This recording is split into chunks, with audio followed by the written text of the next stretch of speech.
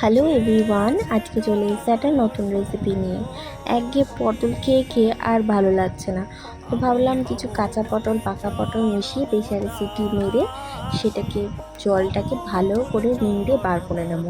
বার করে এবার একটা মিক্সিং জারে ওই পটল, একটু রসুন, একটু কাঁচা লঙ্কা, একটু শুকনো লঙ্কা, আমরা একটু ঝালটা বেশি খাই তাই লঙ্কার পরিমাণটা একটু বেশি দিয়েছি, তো ভালো করে পেস্ট করে নেব। পেস্ট করে এবার কড়াইতে তেল গরম করতে দেবো, একটু বেশি করেই তেল দেবো।